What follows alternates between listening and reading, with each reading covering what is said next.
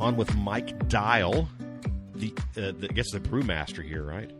Head brewer. Perfect. The head brewer at Wanderlinger. I tell you what, man, we were admiring the coffee porter. This stuff's insane. Thank you. Yeah, it's really, really good. Got some questions, though. Yeah, go ahead. How in the world does anyone get into to brewing to where you get to this state? A hobby got really out of control. I guess.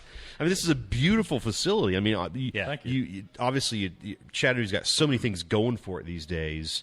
And we were talking kind of, tongue-in-cheek.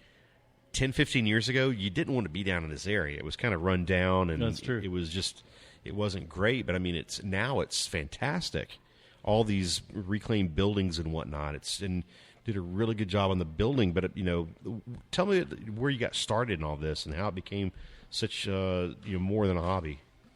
I mean, I was just brewing in my garage, home brewing, just reading books and learning how to brew, and just kept progressively getting a larger and larger system, and learning more about it and taking up more of my space and taking more of my free time, to the point where I just kind of decided that I should do this for a living because I'm spending all my time doing it anyway.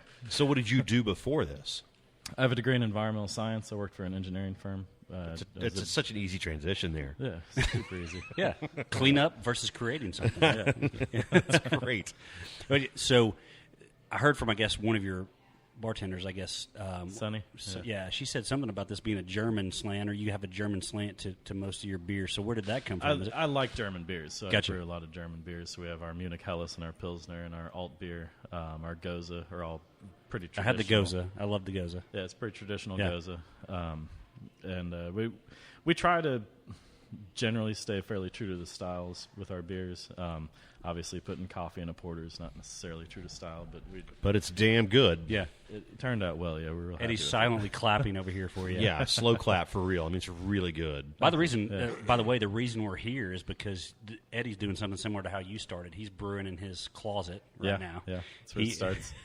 He's actually brewing colonial beer, which is out why of the we're here. He's about to come out of the closet and start brewing a little bit more. But he brewed Thomas Jefferson's beer at home. Oh, cool. From the recipe. Tell him about that. You tell the story instead of me. Eddie's so mystified by the beer.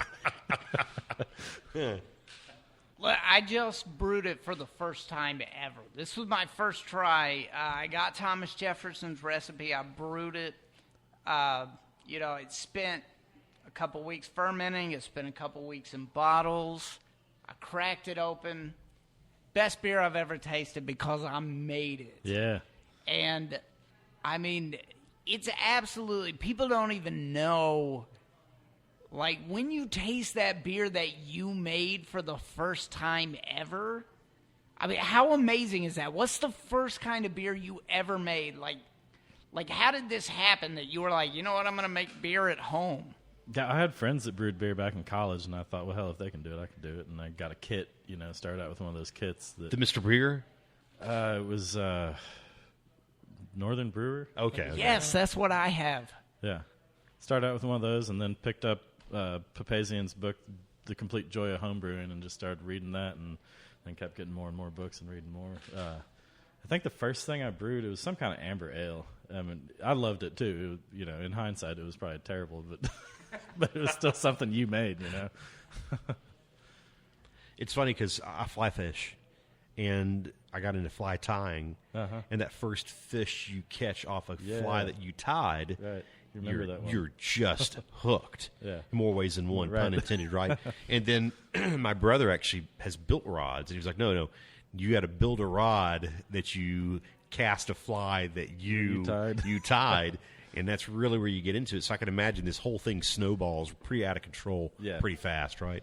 Yeah, and people will start telling you, oh, man, your beer is so amazing. You should, I wish I could buy this at the store. And then started putting it in competitions and won some medals for, some local and regional competitions, homebrew competitions. Yeah. And that was kind of the impetus to, all right, I'm going to write a business plan and see if I can't, get some people to finance this thing and do it.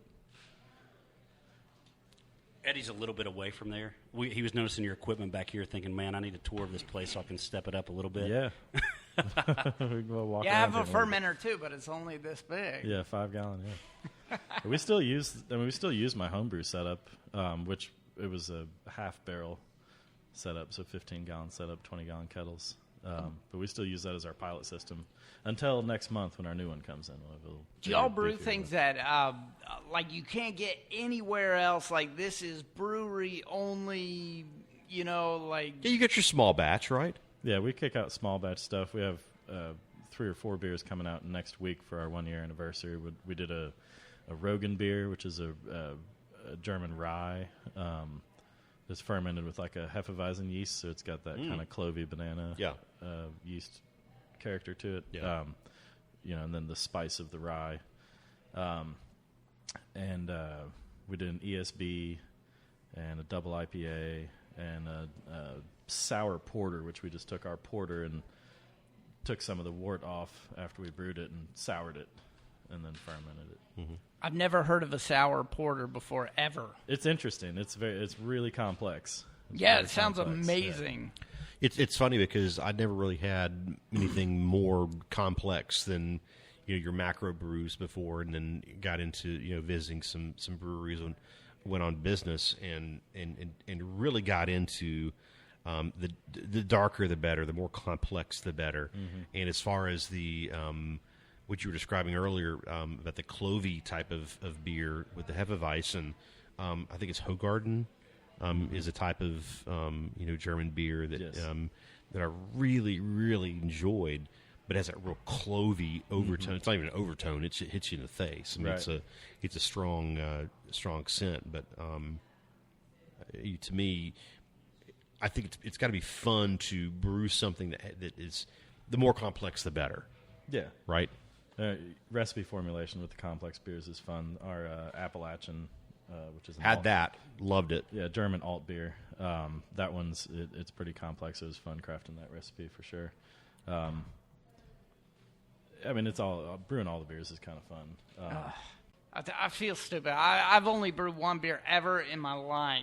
I did it one time, but I mean, it was the most fun thing. And now I want to go open a brewery, and the wife is like, "Come on, please stop, just."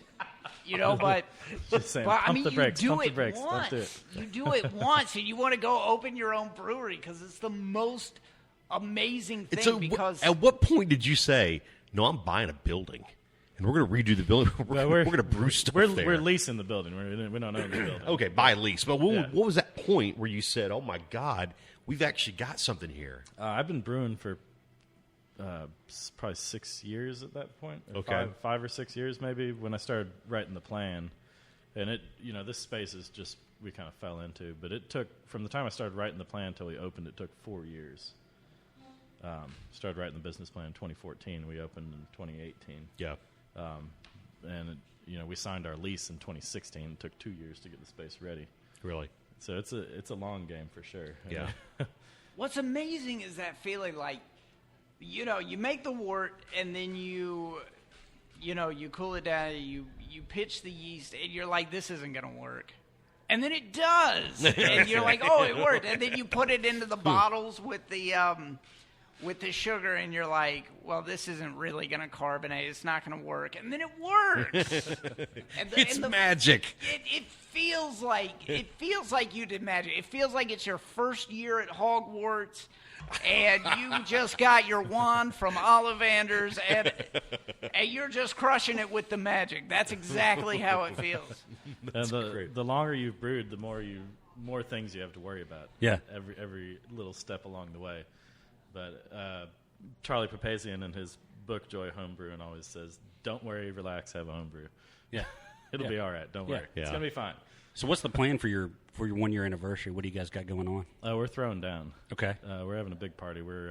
So our anniversary is at Main Times 24, which is a festival here on South Side, Main Street Festival. Okay. All things Main Street. We're just block off Main Street.